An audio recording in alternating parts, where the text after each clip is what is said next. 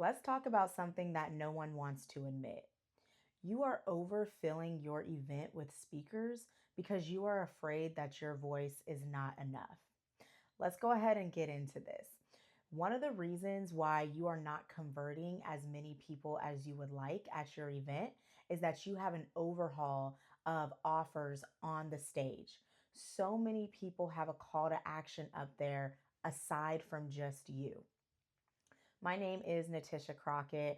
I am an event strategist, I am a sales leader, and I am your friendly guide to hosting purposeful and profitable events because you can absolutely do both.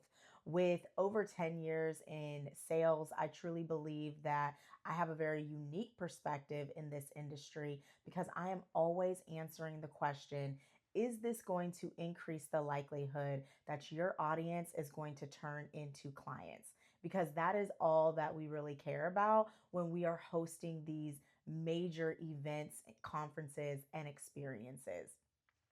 Today, we are going to be focusing on your complimentary speakers and how having too many speakers can actually be an overkill to your conversion.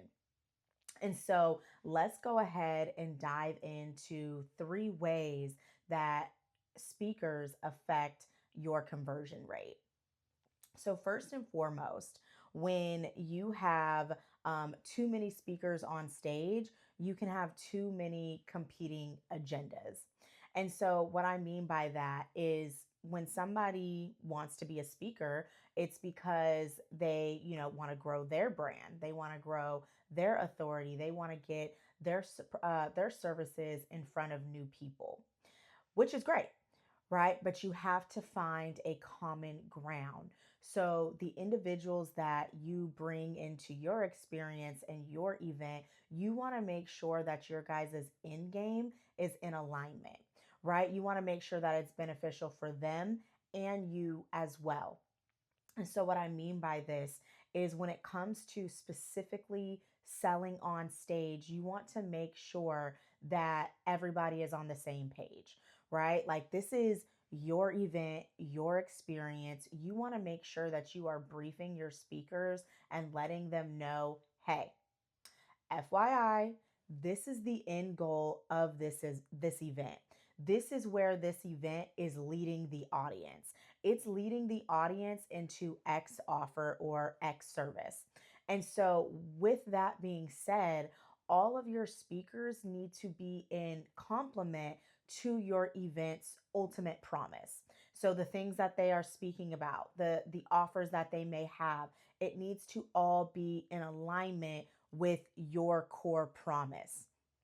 And so, one thing when it comes to like competing agendas, for example, if your speaker has a call to action, you want to be mindful of having them, having their call to action lead them to like a paid offer of theirs. You may want to have it lead to maybe like a connection call page or allow them to grow their email list, or maybe they're giving out notes from the specific talk that they just gave, or maybe they're giving a free digital download, something of that sort.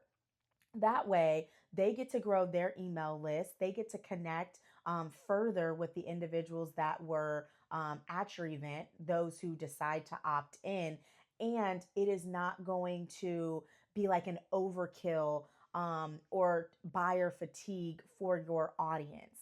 Because here's the thing, when there are too many call to actions, it can get confusing, right? It can get extremely confusing.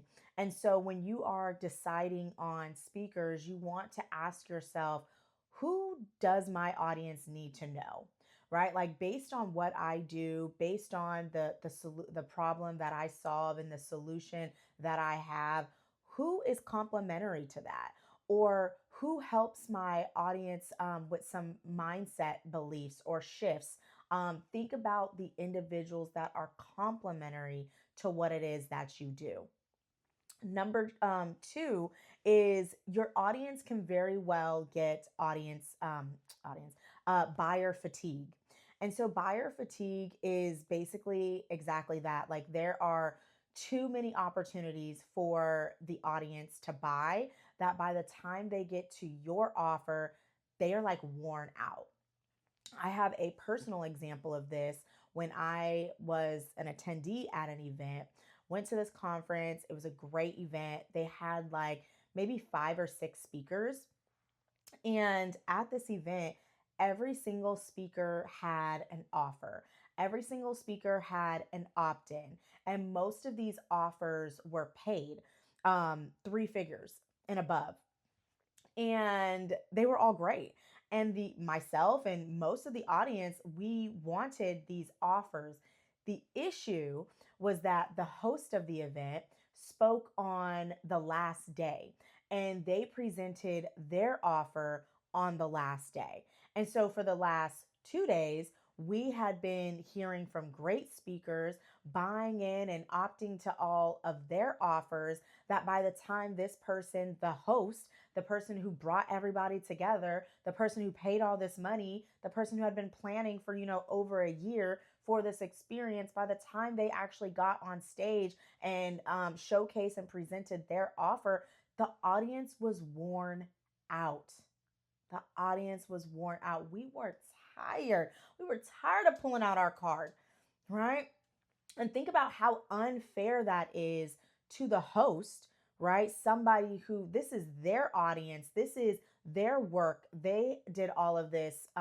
They did all of this work to bring people together. And then by the time they pitch their offer, their audience is exhausted.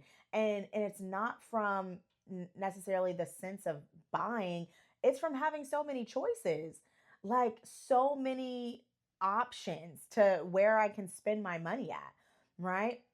And so as somebody who is the host of an event, you really want to be mindful of how many people you are allowing to have some type of paid offer at your event.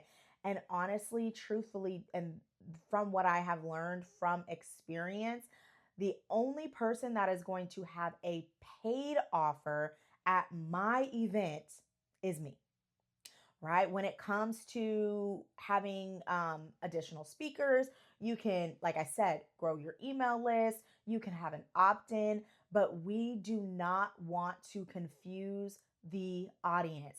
A confused person does not buy, right? And if you have created this whole event, this whole experience to be the bridge, remember your event is the bridge to cross them over to your offer, which is the solution to their problem. You do not want to confuse them by adding in so many different offers, right? You don't want to do that. And one thing you really want to implement with your speakers is to definitely set boundaries as well. I remember working with a client, and she had a clause with her speakers saying that, hey, if you do decide to sell from the stage, you are going to get fined, right? You are going to get fined because at the end of the day, again, this is your audience. These are, this is your community. These are, this is a space that you've been building for however many X years that you've been building. You have to be very mindful about who you allow and let in front of your audience. At least I'm very territorial about who I let in front of my audience, right? And I can only imagine that you are the same way. And so you want to make sure that you have boundaries set in place, and consequences if those boundaries are, not met, in terms of like speakers. Because at the end of the day, it's a respect thing. Like, this is your event, this is your space, this is all of your money. Your investment is put in this. So you want to make sure that people are honoring and respecting that as well. And you also just want to make it known, like it should be very clear to your audience who is running the show. Because moving into um the third way of how this just can be so much overwhelm is you can be basically overtaken. Your authority can decrease when you have so many other speakers on stage, because again, your audience is going to be pulled in so many directions that they're not going to know who to listen to. So it's like authority erosion, right? And you can't lead and you can't sell from the stage if you're not even the one in control or leading, right? People are going to be like, wait, am I listening to her? I'm listening to her. Like, they're going to be confused, and a confused buyer does not buy. And so, when it comes to your offer and maintaining your authority throughout your event, you want to start letting your audience know early on, hey, something is coming.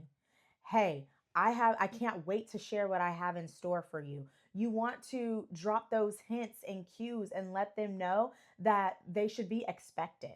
Something is going to be coming, and you are the one that is the bridge that's going to help them to the other side. And so, even when you are amplifying your speakers, you always want to bring it back to you and your expertise and your promise and what your event, what your offer is going to do for them.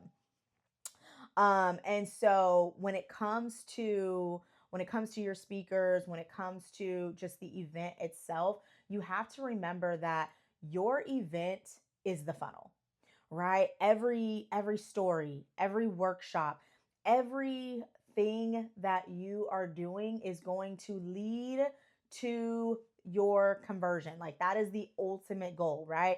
Everything that you're doing is answering the question of, hey, is this going to increase the likelihood that my audience is going to turn into clients?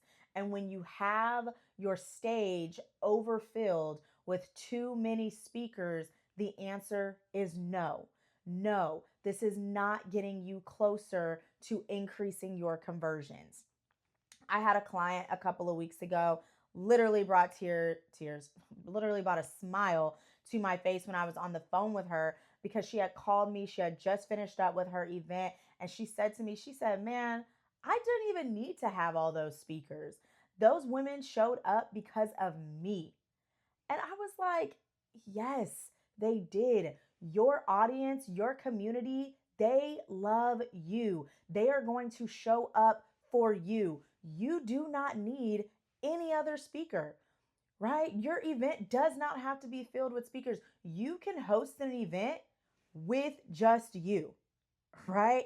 You can host an event with just you. And if you do have other speakers, let this be known that you are the keynote at your event.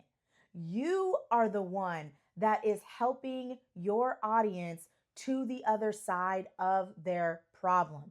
You are the head, you are not the tail.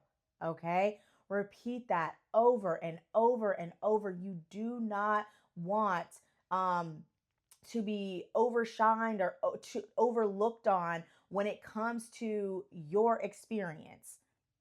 And so that wraps up today's episode.